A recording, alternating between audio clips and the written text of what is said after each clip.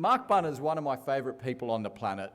And, you know, we met actually many years ago. We were both speaking at an event, but we didn't actually connect. I was told that there was this speaker on, you know, in the morning, and he was just amazing. And his book was there, and I bought the book. Anyway, I left the book on the shelf, like Jim said, you know, and I didn't read it for a few years. And when we were packing office, moving, remember, from Talavera Road to Drake Avenue, I came across the book, and I just sat there for a break, and I started reading, and I couldn't put it down. And the book is called Ancient Wisdom for Modern Health. And look, we had the book on display, but it was sold out in the first couple of hours. And to me, it's in one of the top 10 books for me of all time. It's on my shelf because it completely revolutionized the way I actually eat and sleep and meditate. Because I thought I was eating healthy, but, you know, through Mark's book taught me, well, when to eat is more important. How to eat, you know, when to sleep, honouring your dosha type. So the more I dug into it, the more I started experiencing a unique way of practicing, you know, diet and exercise and sleep. So to me, it was a game changer, and I hope you got the opportunity to buy the book. And if you don't, it's available on Amazon. And then I invited Mark to speak at last year's event, and it was incredible. We clicked and we became friends. In fact, we had that moment like I did with Alessandro. We got on the phone and there was alignment. We spoke for, you know, I think 2 hours. And then I invited him to the podcast, and it was our highest rated podcast, 2019. And that's saying something because Jim Quick was on that podcast as well. And so, Mark, incredible. So he's going to, and in fact, last time I saw you, it was in LA as well. We were both in Los Angeles, and I saw his post on Instagram, and we met up again. So he speaks all around the world, in Asia, in the US. He's big in the US, so much so he met his new partner, Annie, with us, who's an American. And not many people know, but Mark was an AFL footballer, top league, first grade, yeah, for 6 years. And he became a transcendental meditation teacher. He discovered the ancient, you know, philosophies.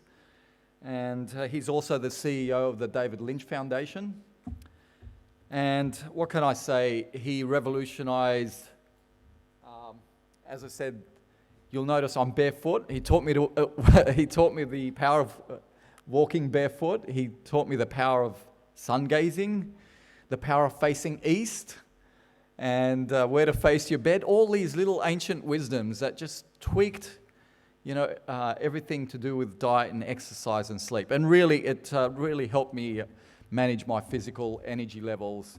And that's why I've invited him here, because I want you guys to benefit from this man's wisdom, this ancient wisdom that I love so much, and I'm so excited for you. So please welcome to the stage. But before you do so, actually, let's take a look, a bit of what Mark's all about. Health is our natural state of functioning. New research out of Harvard finds optimists less likely to have heart attacks. We as humans are designed to enjoy fabulous health. Happiness is your birthright, and you have access to that as long as you're breathing. What we have to do is just get rid of the things that are blocking the natural expression of that. Do you remember as a little kid? Boundless energy. You loved life. This is our natural state of functioning. Mark Bunn has an honours degree in exercise physiology and is a former professional AFL footballer. But years of training and study didn't provide the holistic answers to health he was looking for. So began Mark's research into Eastern medicine. When people immerse themselves in nature for 4 days without technology, their creativity and problem solving went up by 50%. Ancient Wisdom for Modern Health. It's written by Mark Bunn. Being healthy primarily is not about whether you drink or do a lot of exercise or get enough sleep. It's about the quality of your relationships and your inner levels of happiness and contentment. Ladies and gentlemen, Mark Bunn. Ladies and gentlemen, please welcome Mark Bunn.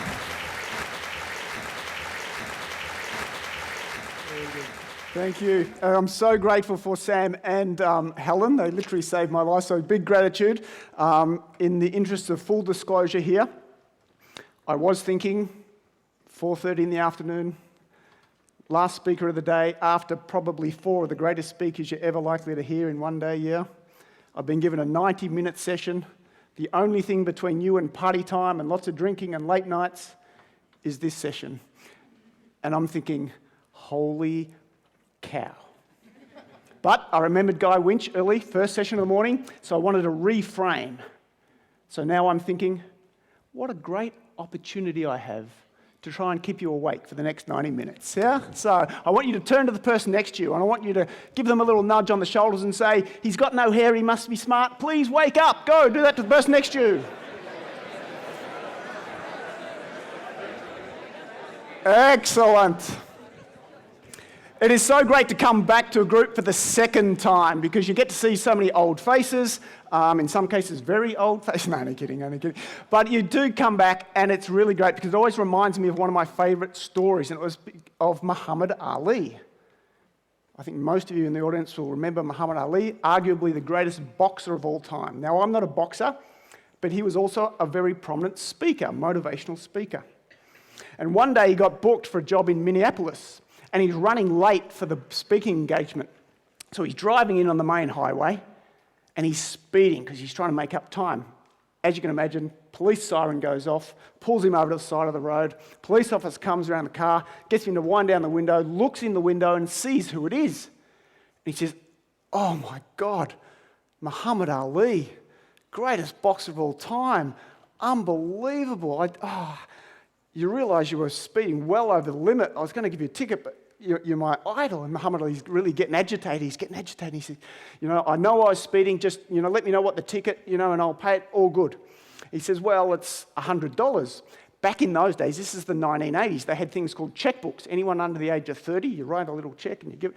So he says, how much is it? $100. So he goes over to the passenger seat, gets his checkbook, writes out a check, gives it to the police officer, and he's just about to take off.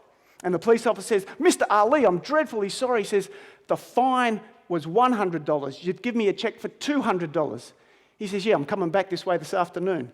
So it's always great to come back for a second time. Health. Who is confused about health, honestly, today? Lots of hands, yeah? Should we eat meat or shouldn't we eat meat?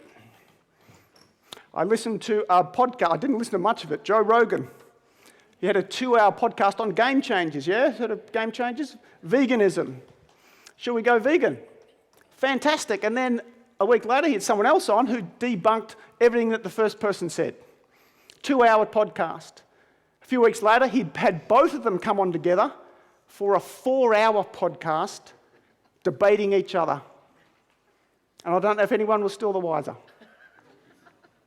Should we eat dairy? Shouldn't we eat dairy? Should we exercise at a low intensity for a long period of time or a high intensity for a short period of time? Should we eat Cadbury Dairy Milk chocolate or chocolate cookies? Or both? Changes every week, yeah? Most people are confused. When I finished my Western Health Science degree, I too was completely confused. I came up with a theory, a motto, which basically, if you don't like a study that's just come out from Harvard, Yale, Princeton, don't worry about it. Just wait another couple of months and another study from another prestigious university will tell you the exact opposite thing, yeah? I then went to Southeast Asia.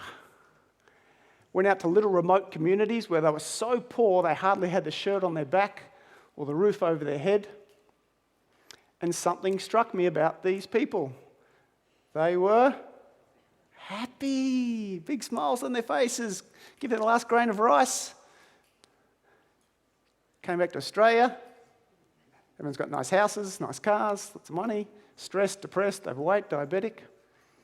So I began researching these long-living Eastern traditions. In my ignorance, I must admit, my apologies to anyone from an Eastern culture here today. All I knew about the Eastern cultures at the time was that they were very good at fitting 25 people on the back of one motorbike, or creating curries that could have you very nervous if you weren't within 10 metres of a toilet. But what I realised is they had a very rich wisdom of health and well-being. For thousands of years, what they had recommended for us to enjoy our natural high state, our actual optimum state of health and performance, had never changed once. I began researching the longest living people in our world today, right under our noses. 8, 9, 10 very well-researched cultures, various parts of our world who lived to 80, 90, 100 plus years of age. Almost no incidents: heart disease, cancer, type 2 diabetes, osteoporosis. And do you know how much these long-standing Eastern traditions and long-living cultures know about good fats, bad fats, low-carb diets, glycemic index, antioxidants? About as much as I know about a bad hair day. Or a good hair day, as some of you might say.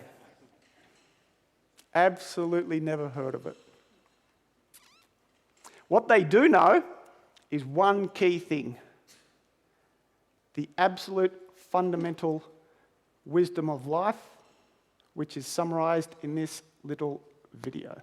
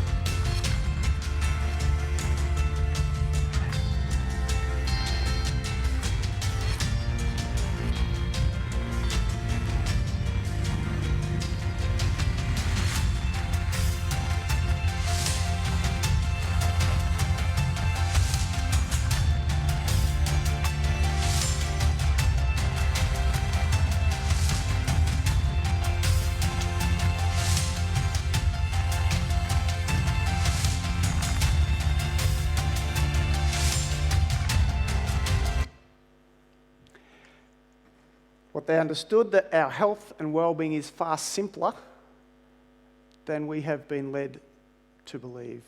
And that if we can live in tune with what are called fundamental laws of nature, we can enjoy our natural high state of functioning,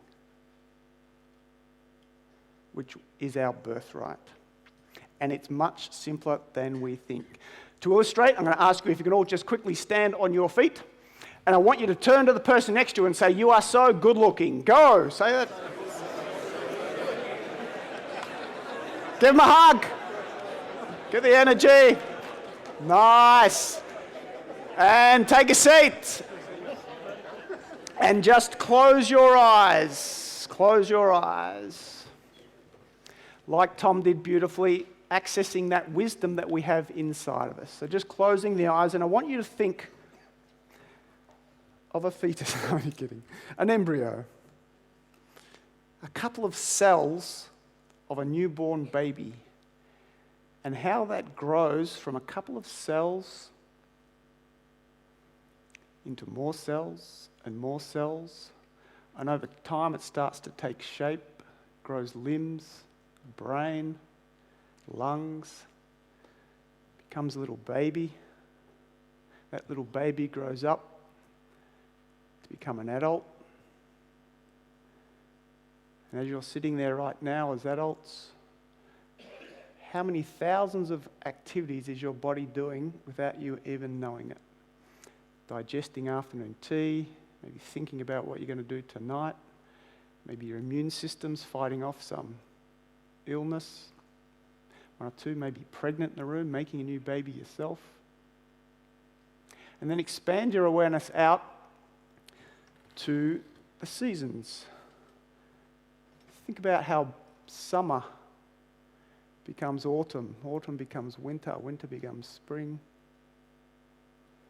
The planets cycle around the sun. And think about the intelligence that underlies all of those things. Everything we've discussed has an intelligence underlying it. Baby growing, planets around the sun, seasons. That same intelligence you have access to every single day. Slowly open your eyes. What we're going to talk about today is something called Ayurvedic medicine. Ayurveda, people think of as some ancient 6,000-year-old texts. You read books. It's not Ayurveda. Ayurveda is the wisdom or the science of life itself. That intelligence we just got you to feel or experience is Ayurveda. The ancient rishis, they were called seers. That silence we experience in Tom's meditation thousands of years ago, when the world was much more pure in terms of its collective consciousness and their nervous system was so pure, they could literally experience in their awareness the laws of nature that govern life. When Aristotle in the bathtub cognized or had a glimpse into natural law to come up with the displacement of water and change the whole evolution of history, Isaac Newton, gravity, Einstein, relativity, these little glimpses of deeper levels of laws of nature. The rishis had access to that level 24 hours a day, 7 days a week, and cognized all the laws of nature that govern everything in our universe. How to build a house in tune with natural law. How to live and digest food, and to live in tune with the daily cycles and the season cycles that we discussed last year, so that we flow with Mother Nature and enjoy absolute vibrant health. And this is what we want to touch on. So today, we're going to rely on common sense and gut wisdom. I'm not going to get too much into science today. There's a lot of science on this stuff, but Alessandra's going to beautifully back that up tomorrow. Today, I want you to tune into your gut and just feel or experience as we go through things, does this feel right? Does it make sense? Don't get too intellectual about it. Is that a deal? Cool. So the first one I want to look at is something really interesting, very common today, called digestion. We hear a lot about gut health today, don't we? Digestion, you've got to have your probiotics and your fermented foods. Ayurveda thinks some of this is quite good, but there is something far more fundamental in terms of the digestion of food, and it is fire. If you want to convert food into energy and healthy cells, tissues, and organs that don't get diseased, you have to transform that food, and it requires heat. In Ayurveda, it's called an Agni, a digestive fire. Rule number 1, repeat after me. Keep the fire strong. Keep the fire strong. Rule number 1. So important. The other importance about digesting our food is then we eliminate the waste that we do not need so they don't block the body up. Just get a raise of hands who gets constipated for us. Just raise your hands nice and high. Anyone gets constipated? Oh, we've got a couple of half hands there. Usually you travel around the country, you speak overseas, you know in the back of your mind 10-15% of the population get constipated any one time you ask that question. Never a hand goes up. So we do have some good news though. For all your friends out there who get constipated, we've got a really good tip for you. We just need a volunteer. Anyone want to volunteer? Only kidding. No stress seminar, no stress seminar. It's like the guy goes to the doctor, he says, "Doc, big problems." He says, "What is it?" He says, "My elimination, no good." Doc says, "What's going on?" "Number ones?" He says, "Doc, fantastic. Every morning, 7 o'clock, you can set your watch by it." Doc says, "That's terrific. What about number twos?" He says, "Doc, fantastic. Every morning, 8 o'clock. Doc says, "That's wonderful. What seems to be the problem?" He says, "I don't wake up till 9. So we have got a really good tip for you. It's around digestion and elimination. But we have to understand the second key rule, and that is the body is not as solid and physical as we think it is, according to ancient wisdom. It is composed of millions and millions of tiny tubes, channels, or pipes that allow the energy from our food to get to the cells to energize us, to eliminate the wastes, and to allow the body to function intelligently. It flows with the intelligence. Block the tubes, channels, or pipes up, everything starts to decline. So our garden hose here represents the main tube, channel, or pipe in the human body. Runs from up here where we chew and ends down here where we go to the loo. We go out for dinner. 7:30, 8 o'clock. If you were here last year, you remember the daily cycles. At 7:30, 8 o'clock at night, what's our body's Agni or digestion fire doing? It wants to go to sleep, getting us ready for purification, detox, cleansing. But we're partying, we're out, 7:30, 8 o'clock, we're at a Western-type restaurant. We've ordered our 3-course meal. If you're like my mother, you've looked at the dessert menu first so you know how much of the other 2 meals you can fit in. And just before we're about to have our first course, the waiter or waitress in our Western-type restaurant comes and plugs a jug of what in the middle of our table? Water. Water. Or my girlfriend says water because she's from America. What's often in the water in a Western-type restaurant? Ice. Fire in the room. First thing to put the fire out, water. Best thing to reduce heat? Cold. So we sit back on our nice cup of ice cold water, not realising that ice cold water and our digestive fire are about as compatible as rugby players and neck movements. Sorry. Put that sucker right out of business, yeah? So even if we eat good quality food, I'm going to have some salad, bit of green stuff, nothing to digest it with. What happens if we put a garden hose in a jug of ice cold water? What happens to the hose? Yeah, it gets all cold. When it gets cold, it gets all hard and stiff. Any gunk on the inside of the hose gets stuck to the side of the hose. Weeks go by, months go by, years go by, go to turn the tap on. Nothing happening. Have you ever seen a happy, constipated person? Not often. We have a bit of a chuckle. Western culture, don't we? Things are a bit sluggish. In the Eastern cultures, for thousands of years, they don't laugh so much because they understand that our body's like an energy flow, and the energy from here is designed to flow down. You get a blockage in this area regularly over time, absolute disaster. It's like a tennis ball. Instead of going down, it hits the ground and it comes back up. That energy gets blocked from flowing down, comes back up, interferes with all our vital internal organs. Heart, liver, spleen, kidneys. But the next night, you go out to dinner with a different group of friends. You say, hey, where are we going? And they say, we're just going to go down to the local Chinese restaurant. Malaysian, Thai, Indian. What do they commonly put on the middle of your table before you're about to have dinner? Tea. Green tea, lemon tea, ginger tea. What happens if we put a garden hose in a cup of warm or hot water? Yeah, it gets hot and warm. And when it gets hot and warm, it gets all soft and malleable and pliable. Any gunk on the inside of the hose gets loosened down. Turn the tap on. Hopefully without the sound effects.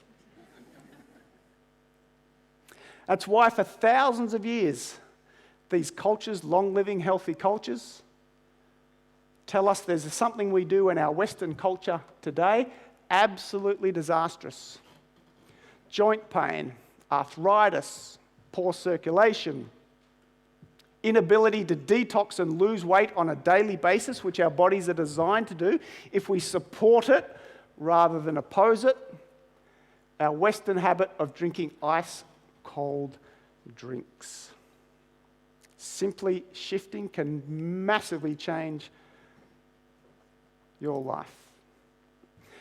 To show you how powerful this is, I know many of you are entrepreneurs, business people, so you're often very visual. I'll tell you how I know that in a moment. But I came across a study about 18 months ago, and it was a study at the University of Chicago, their aging or gerontology clinic. And there's a woman there who for 42 years had refused to drink anything but ice-cold fluids. As you can see, massive arthritis in her wrist joint, couldn't straighten her middle finger, couldn't bend any of her other digits. And they put her on a 6-week program where she was to drink nothing but warm or slightly hot water with 1 or 2 slices of fresh ginger. Ginger is known to stimulate the digestive fire, help process impurities out of the joints. They asked her to come back into the clinic after the 6 weeks to show them what she thought of drinking the hot tea. There we go, miraculous.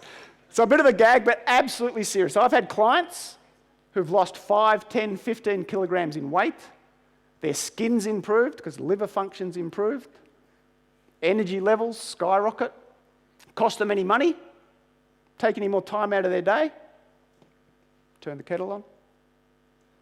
Simple, free, cheap, ancient wisdom. Okay? Just while we're on hydration, because it's a bit of a hobby horse of mine, still today, natural health experts suggest that 50% of us, particularly in business, are perpetually dehydrated.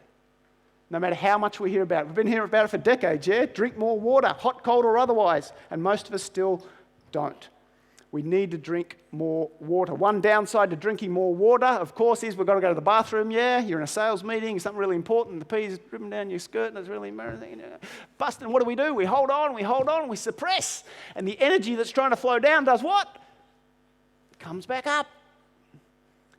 In ancient Ayurvedic texts, they talk about 13 natural body functions that we should never suppress because we block the energy. Crying, laughter, elimination, urination particularly. So I have a little video here for you.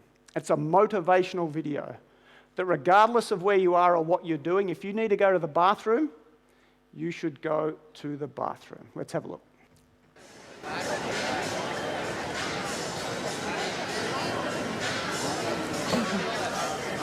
Ladies and gentlemen, the pool will be closed for 5 minutes. Exit the pool. Everyone out. I have a small bathroom break I have to do.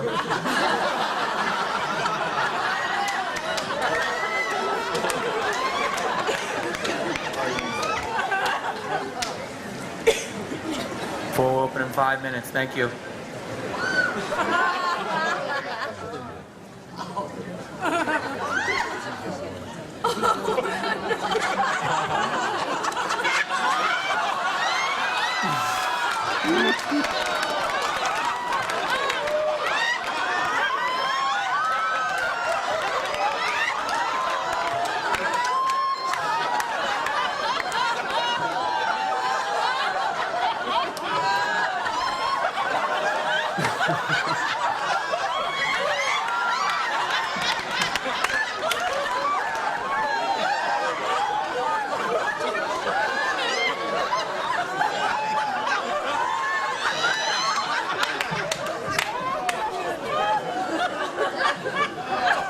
Ladies and gentlemen, the pool is now open. There we go. A bit of boy humour never goes astray. So, rule number 1, repeat after me. Keep the fire strong. Rule number 2. Rule number 2, keep the channels clear. In Ayurveda, they call them the shrotas. Keep the fire strong, keep the channels clear. If that doesn't work, just go and drink some beer. No, only kidding. Ayurvedic medicine. Ever notice that 3 people have a cup of coffee? One person feels fantastic, life of the party. Someone else, it doesn't do much to them. Another person's bouncing off the walls, can't sleep for 3 nights, yeah? 3 people go on a new exercise regime. One person feels fantastic, loses weight. Another person's skin's fantastic, and they're telling all their friends. Another person gets shin splints and a sore back and says, I wish I got my money back. 3 people go on a new diet. One sheds body fat. Another one jumps through the roof, feels $1 million. Another one just develops a really bad flatulence problem, yeah? Why? Because we are all different. What works for one doesn't work for all.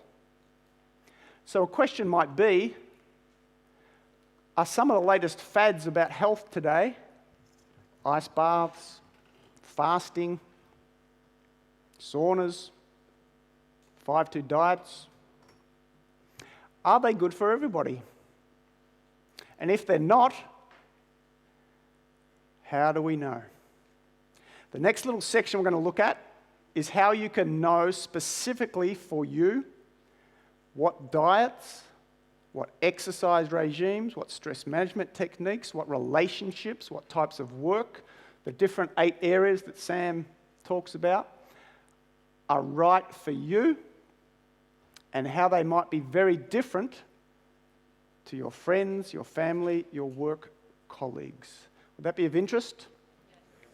It's the understanding of what Ayurveda calls body types, doshas. So you've got to be with me here for a minute. Actually, I might get you all just quickly stand up again because I need a pledge. You all stand up, raise your arm, right arm, and say, I hereby pledge to go with the flow with this next 20 minutes. I'm going to get the general gist and not worry too much about the details. Thank you very much. Take a seat. All right, so let's have fun. Imagine you're out in a park and you're at the bottom of a hill and you see this kite flying in the sky.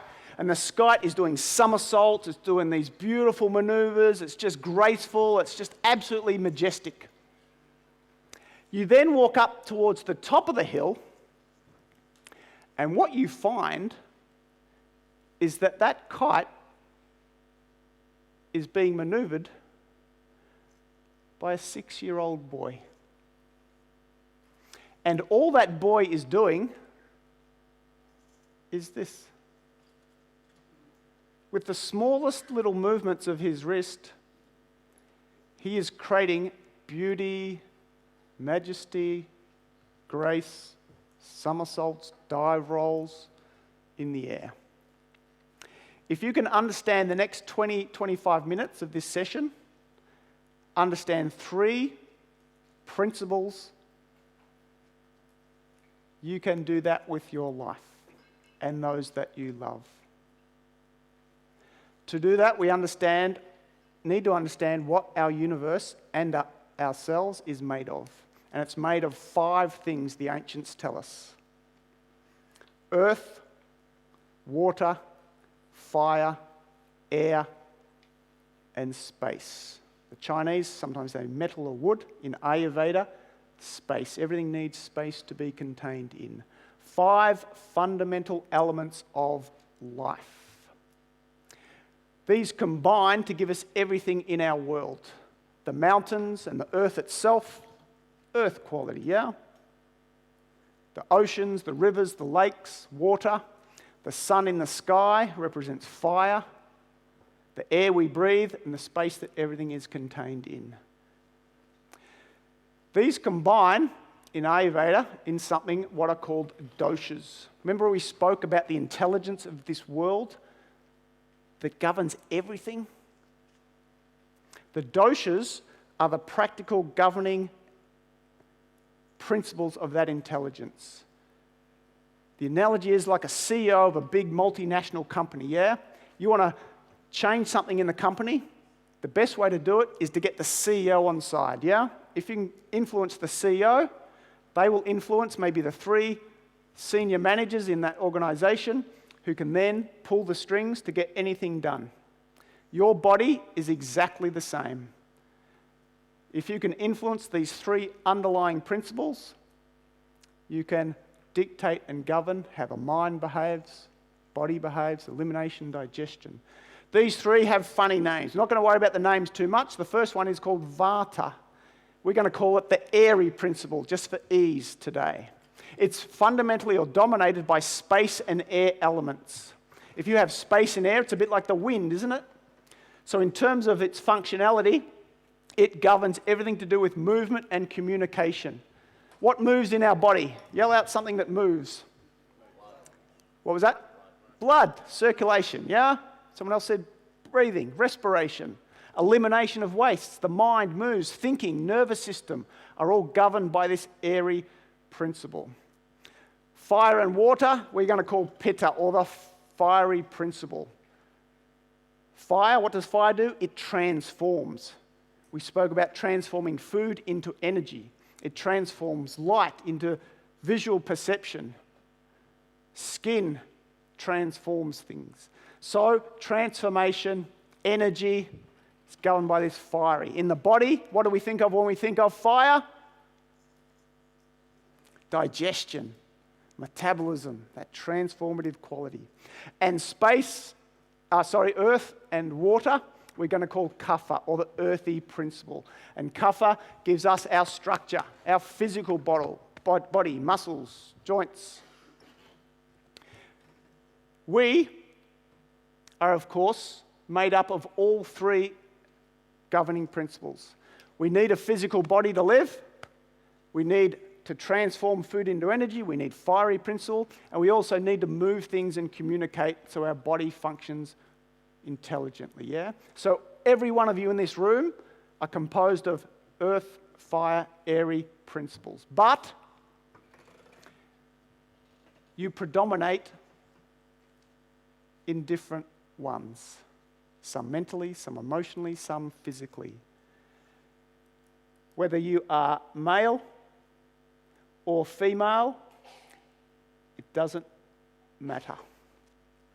Your unique mix is what we might call your nature, your fundamental constitution. It is who you are. You were born with this predominance or nature. If you're on the left, you have more space and air, you're going to have different strengths, characteristics, and tendencies than someone who has more fire or pitta in the middle. Similarly, someone on the right-hand side who has more kapha or earth. One's not better than the other, just different. So what you need to stay balanced is also fundamentally different. And that's what we want to have a look at in detail. When these people that predominate space and air, vata, airy principle, when they're balanced, these people are fun, yeah? They're the life of the party. They're bubbly, they're effervescent, they're full of energy, but they have a lighter build, they've got a quick digestion, a really quick mind. They make great dancers and musicians, they're artists, they're creatives. Steve Jobs, head of Apple, you know, a very slim like build, but amazing creativity, yeah? Ellen DeGeneres, who knows Ellen DeGeneres? Yeah, The Ellen Show. She's always up, what's she doing? She's always everything's dancing, yeah, and it's fun and it's play. These are vata, balanced vata types. So what do we want? We're going to go through these because some of you are visual, so I'm going to quickly go through. Quick metabolism, they're versatile, they're creative, they love to move, dance, sing, they're expressive, they chat all day, they gossip, but they're full of enthusiasm and they love being talked about first because they're already getting bored with this session. What about the fiery types? Well, the fiery types are most of you in this room. I'll get to that in a moment. Well, when we are balanced, us pitta fiery balanced types, we are the real go-getters. You know, more of an athletic, muscular build, really sharp intellect, sharp mind, competitive, motivated, business people, athletes, get the job done. If you want to get the job done, ask a pitta person, okay? Highly driven, great leaders, focused, and they think they should have been listed first because they're the most important, of course. What about our earthy types? Well, we love the earthy types. Everyone loves the earthy types because the earthy types are down to earth. You know why little kids eat the dirt? Because it's sweet by nature. The earth is nourishing. It's stable. It's dependable. Doesn't move. So these people, really sweet-natured.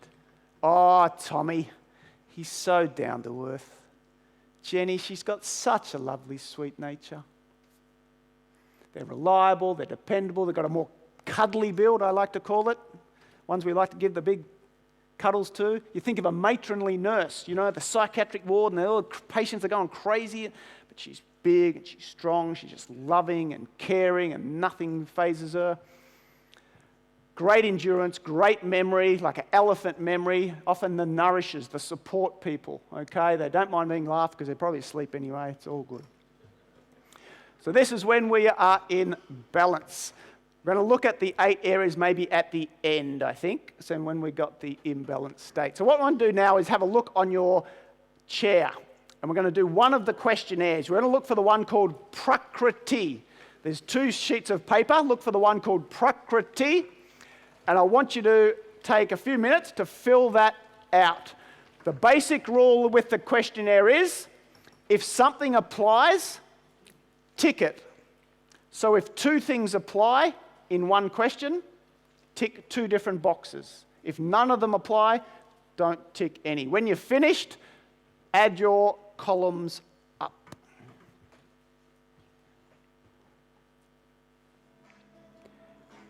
Just do it quickly. First thing that comes into your head, and think of it more so when you are young. Think of when you were a little boy or girl, maybe a teenager, unless you had really severe trauma in your childhood. Don't think about it in the last couple of weeks. Think about it over your whole life, leaning a bit more towards when you were young, maybe hopefully not too much stress in your life. So you're trying to get your nature, your basic constitution, not necessarily what you've felt like if there's been stress in your life. So your whole life, what's been your tendencies, your nature. Okay, 1 more minute, try and get through. 1 more minute and add up your answers. If you've finished and the person next to you is finished, have a bit of a chat with them about what you got.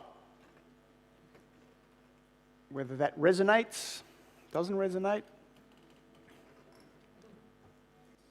All right, wherever you're up to now, just add them up. Just add them up. Even if you've only done 10 questions, still add them up, see what your rough score is.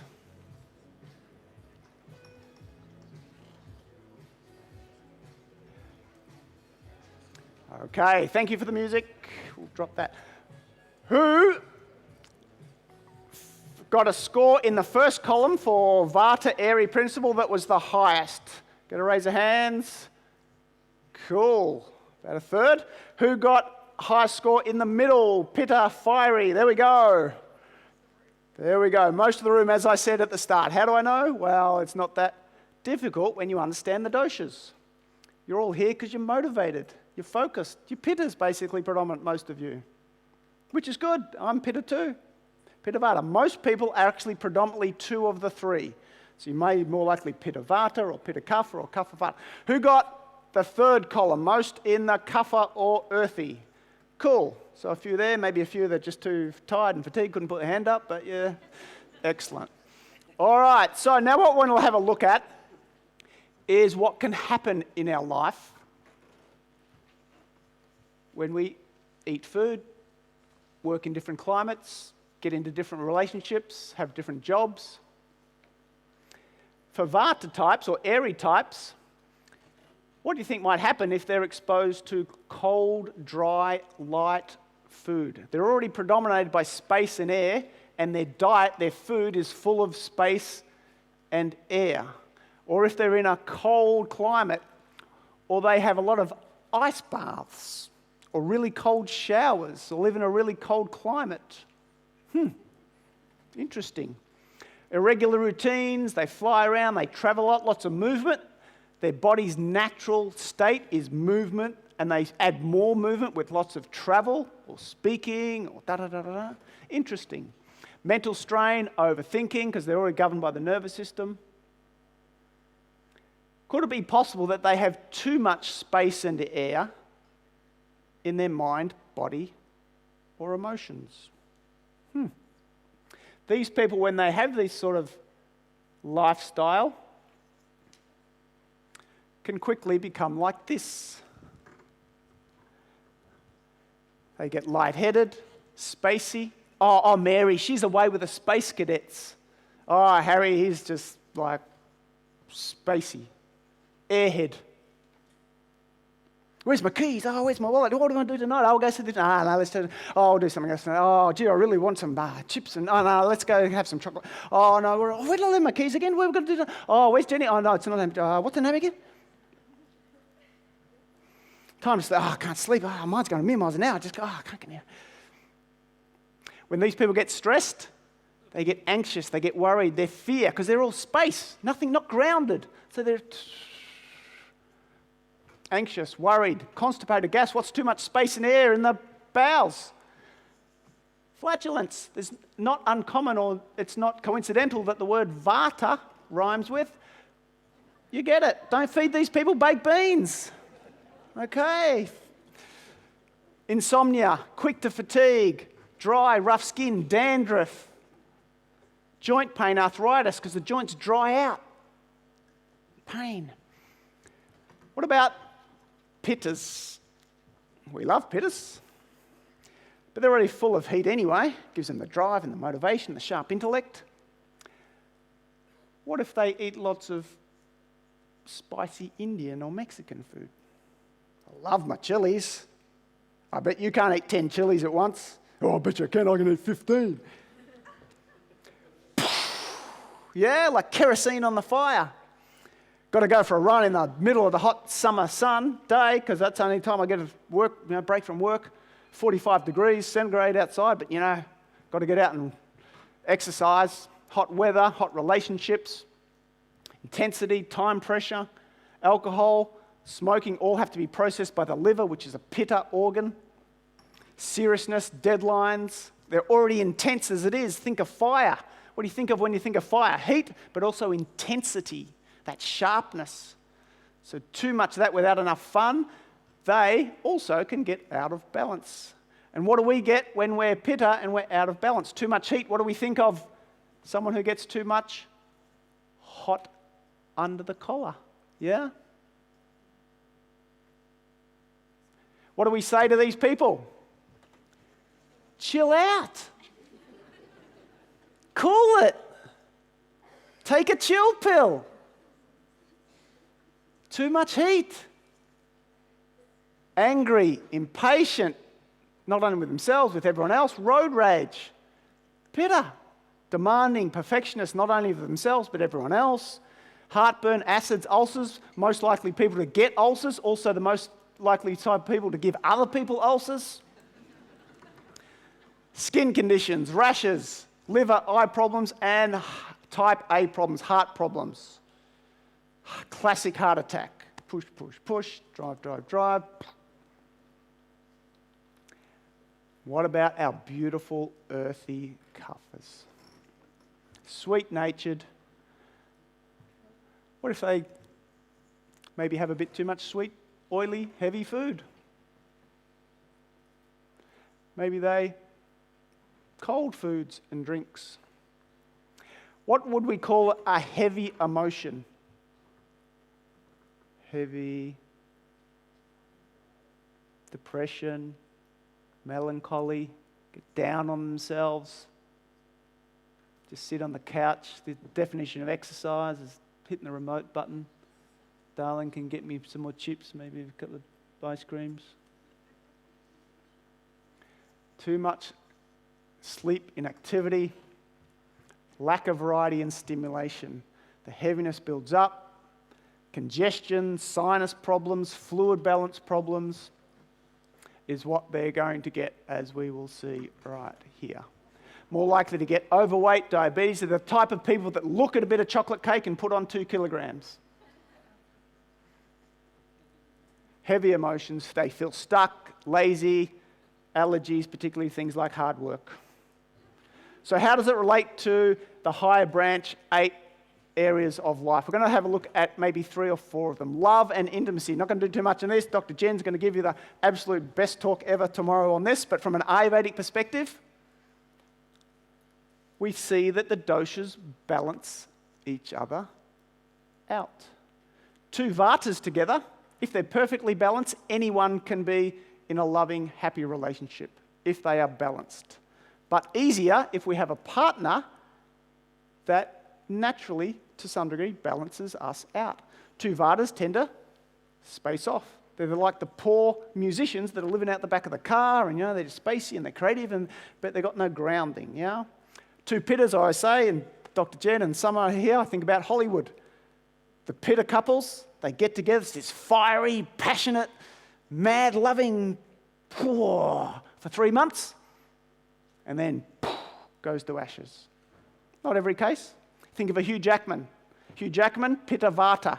We think of Wolverine, but he was slim like me when he was young, but for years and years, but still Pitta Vata. Deborah Lee, Kapha Pitta. Both Pitta, power Pitta couple, but they got this Vata, Kapha, still got the fun and the grounding. Beautiful. So we want to balance out. Work, the Vatas, as we said, they're the creatives. Steve Jobs, Ellen DeGeneres. So great musicians, dancers, create.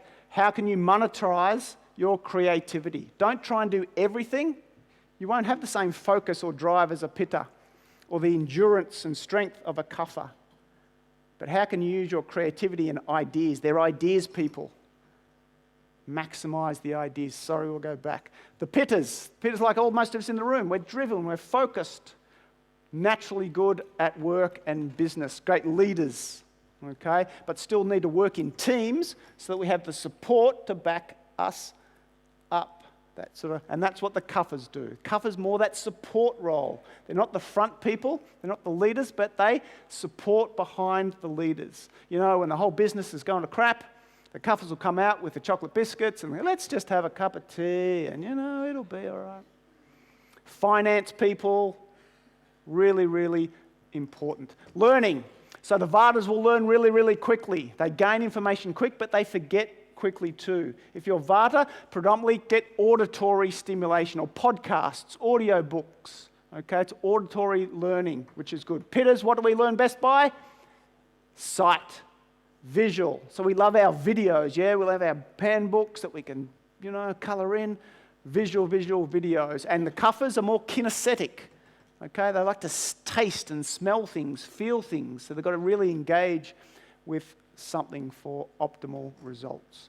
And wealth, I have a little saying that the Pittas make the money, the Kaphas save the money, and the Vatas spend the money. Not exactly true, but you get the general idea. Okay, so if you're one or the other, you want to just have that understanding of how it works so you can balance it out. Any questions on anything so far? Just to clarify, we want to keep moving in pretty quick, but it's sort of making sense. It's just common sense, yeah? Beautiful. I love it. All right, so what we want to do is just to understand one final thing. We want to understand that that questionnaire that you did at the beginning or just now gives you some guide of your body type or your nature. The true way to know it is actually to go and see an Ayurvedic expert called a Vaidya or an Ayurvedic practitioner that will take your pulse. With 3 fingers on your radial pulse, they can tell you what your prakriti or your birth constitution is. Astrology can also tell you. But for now, you just want a sense of it. What's more important and what I want you to leave today with is what we call your vikriti or possible state of imbalance. Because we treat the imbalance. Yeah? If you're Kapha by nature, you're sweet-natured, you're down-to-earth, nothing stresses you. Like my brother is a classic Kapha. If he was any more relaxed, he'd be 6 feet under. Many years ago, he got a job in a really high-stress job. He's an accountant. Classic Kapha job, accountant, you know the numbers. More. But he got a job, an hour work, travel each day. Vata, movement. He was in a high-pressure job, Vata, stress. He was a manager. Okay, he was away from his family, emotional disconnection. So over 6-12 months, he had created a Vata imbalance. Too much space and air, wasn't sleeping as well, but he had his Kapha hat on. Oh, I've got to balance Kapha. Okay, so what I want you to do is just focus on treating what you are experiencing at any moment. Ask yourself, are you feeling spacey, airy, a bit ungrounded? You'll need certain things more than others. What are we going to need for these people? Someone who's feeling like this, and we want to get to the one on the right, should they eat a cold, raw food diet? Absolutely disastrous for these people. I almost guarantee you they do that for any length of time. They'll get migraines, they won't be able to sleep, they'll have digestive issues, irritable bowel problem. They need nourishment, they need good oils, they need good fats to ground them, to allow their nervous system to be nourished so they can sleep at night. So they need warmth. Okay, warm foods, cooked foods, warm weather. If they're not in a warm climate, then beanies and warm clothes, warm relationships, yeah? Nourishment. They need good salt in their diet, all right? Not enough salt, these people. Disastrous. We think, no, salt's healthy for people. It's not. The body needs salt. It needs good quality salt, not the crappy salt most people eat. Salt balances the nervous system. Good for these people. Good oils, fats, almost the exact opposite of what we often think of a healthy diet, yeah? More rest, so they don't go at the end of a busy workday when they're sort of fried to go to a high-intensity spin class with the pitta gym instructor that's going to push them and got to go harder and push and push and push. And they need to go and see Tom and just meditate, rest, do some yoga. Just lie down on the couch. That's what their body's telling them, but we don't listen to our bodies. And that's the key. We're going to finish with that. What about our pittas? Too much heat, hot under the collar? Should they eat chilies and peppers and red foods? Red foods stimulate. Or should they eat cooling foods like coconut products, bitter leafy vegetables? Cooler water, even though we spoke about that. Should they go out in the middle of the hot sun or go for walks by water under the moonlight at night? Water sports, relaxing, moon, cooler foods, fun in their relationships, so not so time pressured and deadlines and got to meet the targets and you've got the Fitbit on and you've got to meet the best heart rate you did last week and your 10K time trial and you've got to beat it by half a second. Just to have more fun, relax, play for these people, absolutely key. It's like a medicine, an absolute medicine. And finally, our covers, what do we want for them? They're lethargic, they're stuck, they're in a rut, they're inert. What do we want to do for them? Exactly. Put a stick of dynamite under them and light it.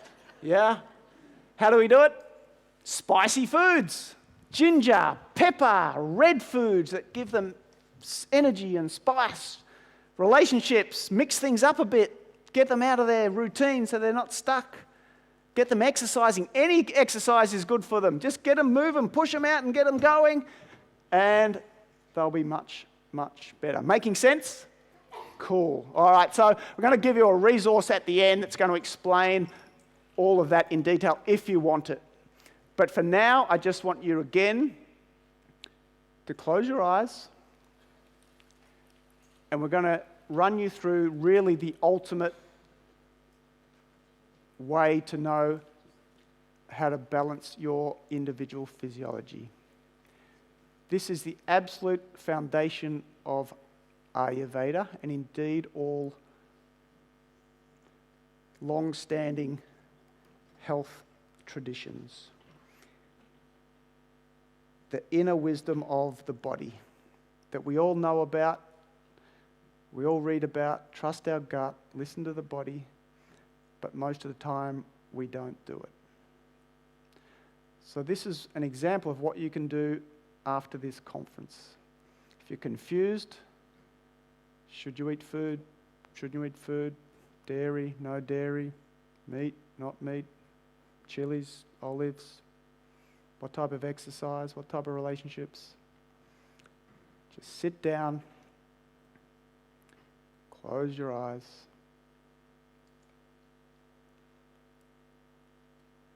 What is your body telling you right now? Are you hungry? Are you genuinely hungry right now? Do your cells actually need nutrition and food? Or are you maybe just emotionally hungry because it's been a long day? If your body does need food, what are the signals? What's it telling you right now? You need something sweet and calming, something a little bit spicy.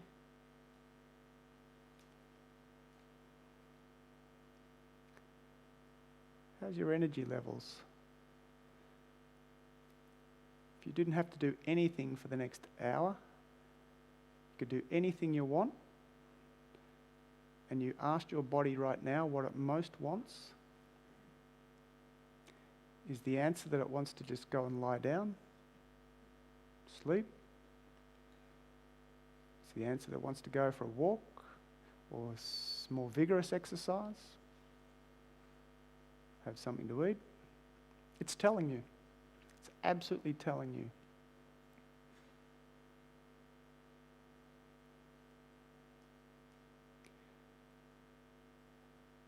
It's the next step in your career. It's the best thing you can do in terms of your vocation. How's your relationship? All the answers are in there. Slowly open your eyes. That's ultimately the way we can know. We forget the Vata, the Pitta, the Kapha, and just tune in. It's all there. This little section I just wanted to finish with what I call the dangers of certain health recommendations, in my opinion, based on thousands and thousands and thousands of years of cognized wisdom of these sciences. And I'm not saying any of them are bad. Everything depends on how much we do it and whether we stay balanced. There's an understanding in life that you can, skin a cat 1,000 ways? 1,000 ways to skin a cat or whatever it is? Yeah.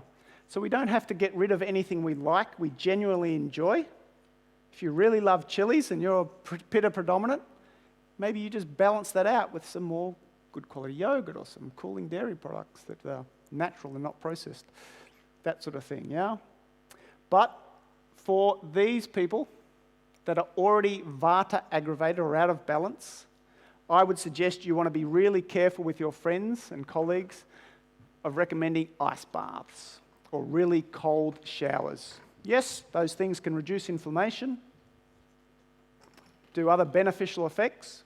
Have you noticed that nearly every single motivational speaker or people that write books such as Wim Hof, Tim Ferriss, Anthony Robbins, Gwyneth Paltrow, I could go on for half an hour. What body type are they all? Pitta. Every speaker on this stage, maybe apart from Tom, is Pitta predominant. Carl, myself, Sam, Pitta Vata. Guy, maybe Pitta Kapha. Alessandra, maybe Pitta Vata. So all the advice you get is through the lens of a Pitta. And for you Pittas, can be very good. But just have this understanding, that it's maybe not good for everybody. Vata balance who have ice baths a lot, raw food diets, not enough fat or good quality salt in their diet. They avoid sweet foods because they think sweets are bad for you. Sweets are grounding. They don't have to be refined sugar. They're bad for everybody. But just natural sweet foods that ground them. High intensity exercise, coffee, caffeine, and fasting. Nearly everyone does intermittent fasting today, yes? Intermittent fasting, fantastic benefits. Ayurveda spoke about fasting thousands and thousands of years ago. But they also told us that fasting should be done differently in different regimes for different people. For Kapha types, your 16-hour windows of fasting, generally fantastic. They're the type of people who say, I love it. I feel better, more energy, I lost weight, sleeping better. Pittas often can be around 14 hours is optimal. For Vata types, generally speaking, fasting per se, not a good idea. You've got to understand with fasting is a way to clean the house. Yeah? It's not a lifestyle that we do for our whole life. If you've got a home and it's dirty, you clean the house and then you enjoy your house. You have your friends over, you cook dinner, you make it messy and you enjoy your life. You don't keep cleaning it because you'll rub the enamel off the kitchen bench. When you've fasted and you've cleaned the house, it's clean. You don't keep cleaning it. Yeah? So we do everything to extremes. Something comes out, fasting's good, let's fast to the max. It's a cycle, usually on the seasons, you cycle. And so particularly for these people, be really, really careful of even intermittent fasting. Cool? Pittas, what do we want to be careful of? Well, too much heat. So they're the opposite. Ice baths for them, cold showers, brilliant. What do? In summer, I do cold showers. What do I do in winter? Bikram yoga. When it's cold, add heat. When it's hot, cool down. And same with foods. They will cycle with the seasons. In the middle of summer, you eat more cooling foods, like everyone did traditionally. That's what Mother Nature grows. Now we get food from all over the world, any time of the year. We like goji berries. Let's have goji berries. Where do they grow? India. Maybe for a reason. Getting off topic. Hot saunas, hot yoga in the middle of summer, fermented food. Fermented food's fantastic, yeah? Gut health. Fermented foods are very, very pitta aggravating, and so is fish. I've had so many clients when I used to consult who would come in with rashes and skin things and sort of digestive issues based around too much heat, and they're eating all this fish because fish is healthy, yeah? Omega-3s, da-da-da-da. Not for them when the fire's already hot and you're adding more heat to it. You want to cool it down. Chilies, hot pepper diets, and what I call Fitbit fanaticism, okay? I'm a pitter, I love it. We love to record things, you know, we get our data, we put it on our computer, and but sometimes we just need to chill, yeah? Just relax, enjoy the ride. And our cuffers, well, they've got to be careful also of ice baths, cold showers, because they're naturally cold as well. Strict paleo for them, heavy meat, because they don't have the digestive strength and to digest these heavy diets. Cold water, cold drinking, excess oil massages. Massages are good, yeah?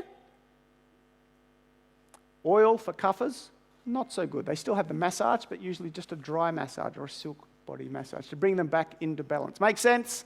Hopefully. If not, here's a little link that you can go to, which will have all the resources. There's a podcast I did on it, explaining it in more detail, all the little lists, what foods to bring you back into balance for the different types, and et cetera, plus a sheet, a little one-page sheet you can use to refer to just how you're feeling and what you need to get into balance, whether Vata, Pitta, Kapha. Cool? Any really quick questions? Because I'm conscious of the time. I want to get you to party time, and there's one little section to go. Any quick questions on the body types? We're all relatively cool with it? Yep.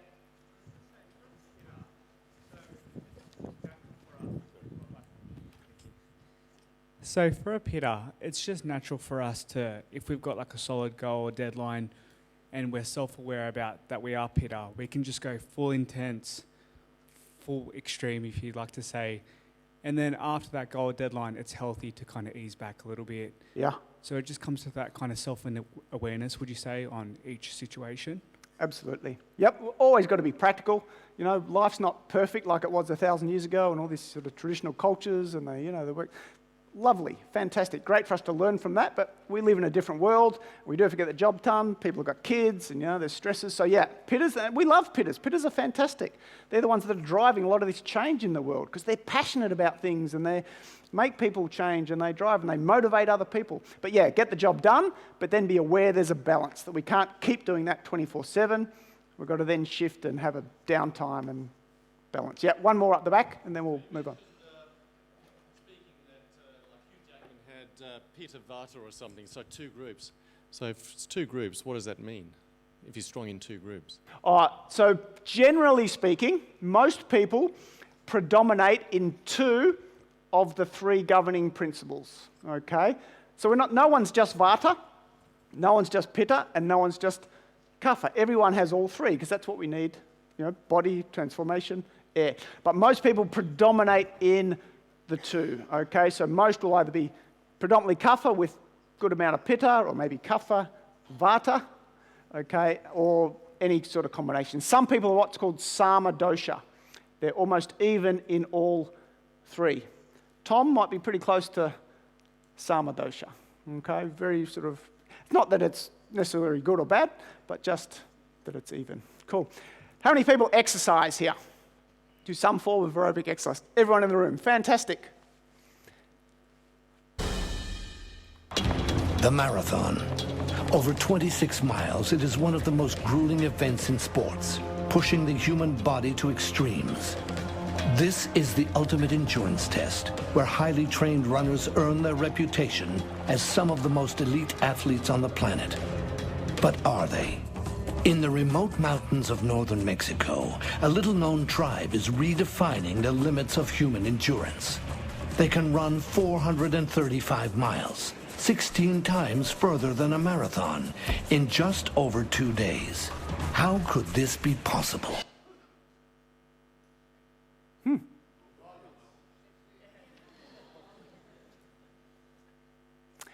I first began writing about this tribe almost 15 years ago. It's the start of the exercise chapter in my book. My favourite story of all time from this, August 1993. Colorado Mountains, Leaderville. 300 of the top athletes from around the world, mainly North America, were competing in a 100-mile ultra-endurance race. 5 Native Americans, middle-aged Native Americans, were invited to participate. Interesting. Were they trying to kill them? No.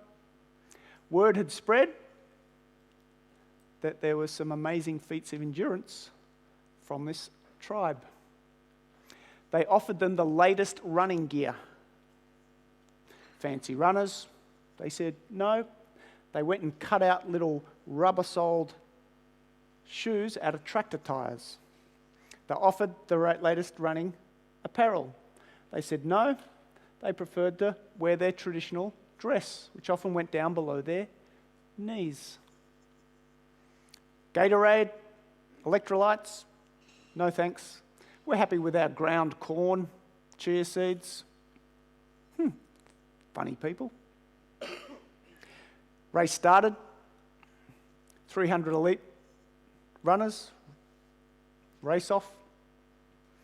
5 Native Americans back of the field, shuffling along. Hours go by. Gaps get more and more. Till about the halfway point, the elite runners start to tire. Native Americans shuffling along, shuffling along.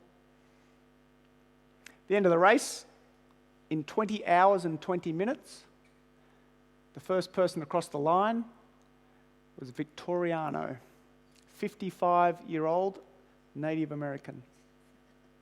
30 minutes behind him, Seraldo, a few years younger. Interesting, huh?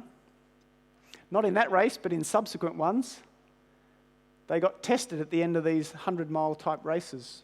Within a minute or two of finishing the race, their heart rates and blood pressure were back to below pre-race levels. And by the look on their faces, they could have turned around and gone straight back from where they came. Interesting. How do they do it? Well, there's a number of factors. Largely one of them is that from very young ages, 3 and 4, they cover vast amounts of distance because the nearest village is hours away. But they train in a way that's almost completely opposite to how most of us train. One is they don't wear expensive runners.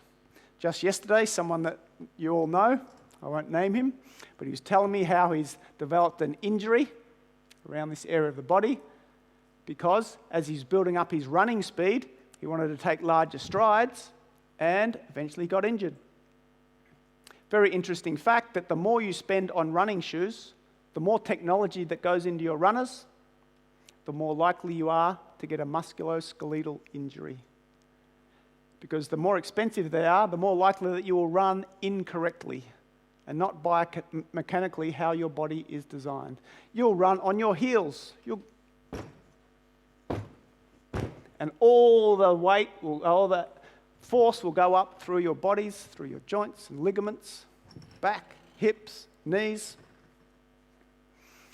They don't run like that. They shuffle, mainly on the balls of their feet. Most of the bones in our body are in our feet. But we never strengthen the bones or the muscles or the tendons or ligaments because we're wearing our fancy runners and our big boots. So one of the best things you can do, we're not going to go into this today for time, but just start to walk around barefoot more. We spoke last year at last year's conference about earthing. Even if you don't walk much, just standing on the ground, called earthing or grounding, we literally get an influx of negatively charged ions that come into the human body and douse the inflammatory fires that line our tissues. Science over the last 5 or 10 years, less pain, Well, our blood profiles improve, our sleep improves, the vatas, space and air, earth, grounding. Take your shoes and socks off every now and then, just walk on the ground. Start to strengthen the feet and the ligaments and the tendons as your body is designed. And then maybe gradually over time on soft surfaces, don't do this quickly, but on grass, just start to little jog, light jog, if that's your inclination. But the one we want to focus on today is how they breathe. Most of you in this room have heard about how to breathe. Tom did it earlier.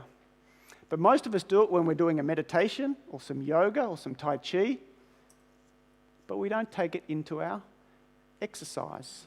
And it has the power to completely transform your experience and results in exercise. So to go through it, I just need someone to help me. So I'm going to offer a free copy of my book to any man in the audience, and I'm not being sexist, you'll see why in a moment, but I want to offer to the man who gets this question right. If you're a female and you want a copy of the book and you're sitting next to a man, just put his hand up and he can answer the question for you, yeah? What dosha is most predominant in this room right now? Pitta. Heath, yeah? Put your hands together for Heath. He's our first volunteer for the day. Up on stage, Heath. Legend, mate. You're a legend. I'm going to leave that there for you, buddy. And I want you to come over with me, and I want you to stand about right here. And I want you to get, what a fantastic specimen, Heath. You want to turn you like that? Absolutely fantastic. Face that way. And if you can just bend over for us, Heath, that'll be... I'm joking. So, who's had a baby, and Fongy and Pete, you're not allowed to answer this one. Who's had a baby most recently? Anyone had a baby in the last 6 months? Keep your hand up. Ooh, well, could be in the last 3 months. Ooh, last 2 months? Last 6 weeks? What's your name? Alex? Where are you from, Alex? Sydney. Fantastic. Boy or girl, Alex? Boy. Boy name? Musson. Mused. Ah, French. I'm not very good at my French. Do you remember hospital birth? Yeah. Hospital birth. And do you remember when he came home, his little mummy and daddy's arms? He's all relaxed, peaceful, yeah? Little belly, rises, falls. What's he do when he gets stressed, Alex? Cries, yeah. Screams out, ah! Mum or dad come up, it's all right, you know, we can turn the rugby off and get a real sport like AFL soon, it'll be okay. The stress goes, what happens? Mouth closes, yeah? Little belly rises and falls again. As human beings, we are born as obligate nose breathers. We're obligated. That's what it means. Obligated to breathe through our nose. That's how Mother Nature designed it. Heath, I'm going to ask you to take a really big breath through your mouth right now. Go. No, a big one. I want you to open your mouth really big like this. Go. Hold it. Fantastic, Heath. Didn't say anything about holding your breath, but it really was fantastic. So give him a round of applause. Did you see that? Did you see that? You may not. But all the dirt and the bacteria and grime that lives in our air, Heath just breathed that into his lungs in a really large, cold volume, yeah? Cold, dry, unfiltered air. Well, you also didn't see what happened in his body. When we breathe in cold, dry, unfiltered air in a large volume into our lungs, it sets off our fight or flight response. You all know about the fight or flight response, don't you? Heart rate goes up, breath rate goes, pupils dilate. It's like seeing your mother-in-law. One more big breath in, please, Heath. Go. And out. Beautiful. When we breathe through the mouth, air comes in a large volume. Doesn't give our diaphragm, primary muscle of respiration, time to contract fully. So the air comes into the top thirds of the lungs. This is why we can't have a female up here. I'll get myself into a lot of trouble. Rather than the lower thirds of the lungs. Oxygen here, blood here. Like two honeymooners, different bedrooms, nothing happening, no good. And last time, Heath, one more big breath through the mouth. The air comes in, and go straight back out, completely bypassing the second highest ranking decision-making organ in Heath's body.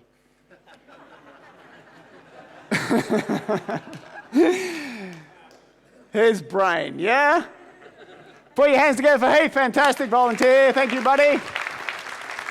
There is your book. Awesome, mate. Legend.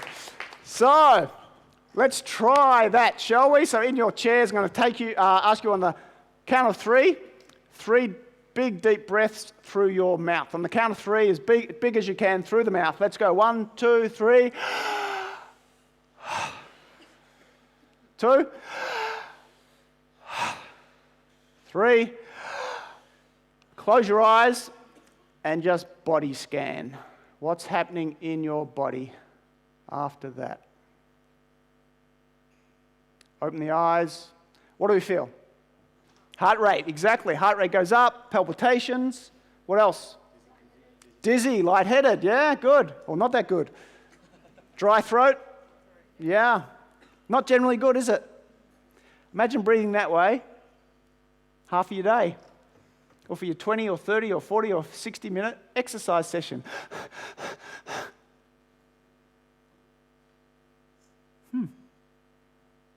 Wonder why we get back and we feel sort of tired and exhausted, could lie on the couch, have a sleep. Exercise traditionally was meant to be like a meditation. It was actually designed to get us closer to what the ancients called enlightenment. To actually integrate mind and body, to release, remove, dissolve stress from the body so that our performance actually gets better and more efficient. We perform at a higher level, but we actually internally feel subjectively better, blissful, happy, set us up for our day. And we can do that by changing the way we exercise as the Tarahumara Indians, as they were called, the Rara Muri, the foot runners, have done since they were little boys and girls. You all know how to do it, but we're going to add a little bit of spice to it and then tell you how to integrate to your exercise. Hands on the bellies. This time on the count of 3, nice deep breath through your nose. What happens when we breathe through the nose? The little nasal hairs filter out all the impurities before they get to your lungs. It has a rich mucous membrane and a thick blood supply which warms and humidifies the air, so by the time it gets to your lungs, it's in the perfect state for oxygen exchange. When you breathe through the nose, it comes in a smaller volume, allowing the diaphragm to activate, pull down, drive that air or oxygen or prana, the life force, deep into the lungs. Maximum oxygen exchange.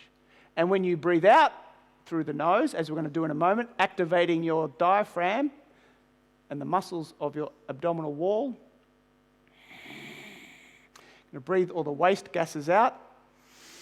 And when the air comes back in, it's going to go via the olfactory nerve at the top of your nasal septum, straight to your brain. For mind-body integration, not mind-body disintegration. So hands on the bellies, count of 3, deep breath in through the nose as if filling the belly up. Breathing out, long, slow exhalation. And in. And one more out. How does that feel? Different? Heart rate down, breath rate down, calmer, relaxed. This time, we're going to breathe out slightly differently. When we activate the abdominal muscles in what's called Ujjayi Pranayama breathing, 1,000-year-old yogic breathing technique, some call it Darth Vader breathing. When we activate this area, it pushes up on the diaphragm. Diaphragm massages the base of the heart where the vagus nerve lives. Vagus nerve regulates parasympathetic nervous system, the exact opposite of the fight or flight response. Lowers our heart rate, lowers our breath rate, more relaxed, more calm, more efficient. What we're going to do, nice breath in. And this time when you exhale, I want you to constrict the back of your throat. You'll make a little sound like Like Darth Vader. When you do that, you'll notice also that you start to activate your abdominal muscles. So nice deep breath in, fill the belly up, and then breathe out. Slight constriction on the back of the throat, stomach muscles engaged. Back in. Ujjayi pranayama. So what I want you to do from today and tomorrow, whenever you can, watching television, driving the car, practice that breathing. Just seated. Just do it. Get used to using your nose. You ever notice that you have a garden hose out in the back of your house and it gets blocked with stones and dirt because you haven't put the hose on for a couple of months? Gets blocked. Sinuses get blocked because we don't use our nose properly. The more you do that, the more it'll remove the blockages, get things flowing, and you'll significantly reduce your incidence of sinus blockages, bronchitis type things, colds, flus. Immune system, our lymphatic system, one of the best ways we can improve our lymphatic system is nasal breathing. Nitric oxide, which many more people are hearing about today. Great for erectile dysfunction, heart, nasal breathing. And then what I want you to do is start to integrate that breathing into your exercise sessions. So when you go for a walk or a jog, bike ride, generally walking and jogging is best to start. Just go really slowly as a warm-up and focus on the breathing. As long as you can do that breathing comfortably, go a little bit quicker. Go a little bit quicker. As soon as you get the first signs that you cannot maintain that breathing, comfortable, deep nasal breathing, Darth Vader on the way out, slow down, re-establish comfort, go a bit quicker, can't do it, pull back. And I guarantee you within 6 or 8 weeks, exercising 3 or 4 times a week, you'll be able to do whatever you did previously in terms of a performance or intensity level,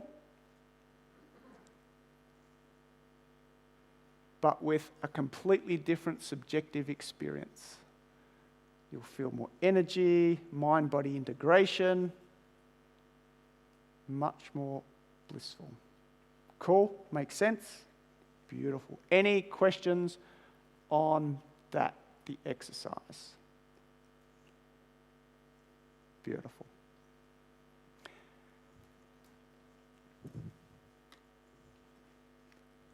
Last one. Sam made the theme of this session 2020 vision.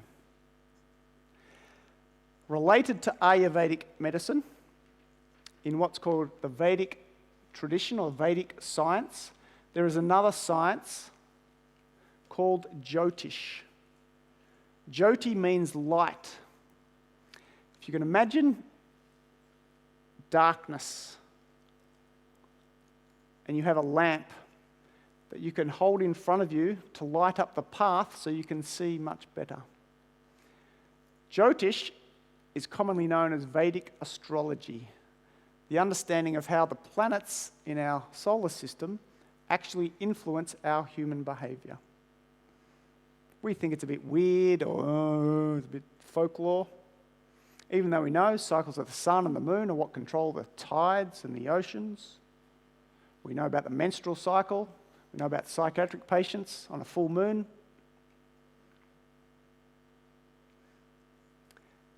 In 2020, it has been predicted for many, many years is going to be one of the most massive transformations in the history of human civilization. Nearly everyone I've spoken to over the last few years, including myself, has had quite a challenging time, to say the least, over the last few years. It's like a final purification, individually and collectively. What they're suggesting is as we get into 2020, and particularly when we go past the middle of the year, we're going to see massive transformations in how we operate as humans. Economics is going to be replaced by more spiritual principles. Climate change, a huge upswell of consciousness about caring more for the planet. less plastics, solar, communities coming together and connecting, as we've all been talking about today, the power of connection. What they're also suggesting is that we will experience this transformation in one of two ways. It'll either be smooth and enjoyable, and we start to fulfill our own personal destinies and desires, or we will find that extremely challenging. What is going to differentiate whether we experience it smoothly or roughly is one key thing. What the Vedic tradition calls dharma. The reason we were put on this planet. Every single one of us was put here to fulfill some purpose. Just like every single cell in your body has one function to perform. If all the cells do its individual job, supreme health. Same with our planet collectively. When we all start to do what we were put on this planet to do, we will transform our civilization. So over the next 12 months, 2020 vision, I want you to ask yourself, what is your purpose? What were you uniquely put on this planet to fulfill? If you don't know that right now, maybe this year, your first focus is finding out what it is. If you already know it, how can you amplify it? How can you upgrade your life and everyone else's? For 30 seconds, for the last time, I just want you to close your eyes and I want you to think about that. What are you on this planet to do? What is your unique skills and talents that you were born to bring to this world and you can start to unfold in 2020?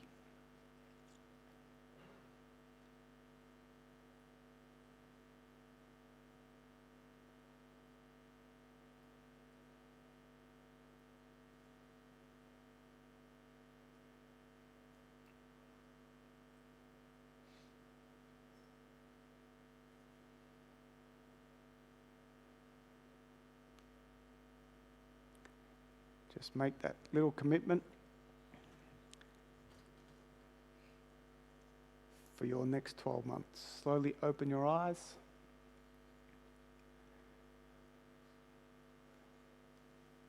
Thank you. I wish you all the best in your individual quest and what you're going to bring to our world in the coming 12 months. I hope this has been of some value, and above all, I hope you have a great party tonight, and we look forward to having a lot more fun over the next day or two. Thanks all, have a great night, and we'll catch you soon. Cheers.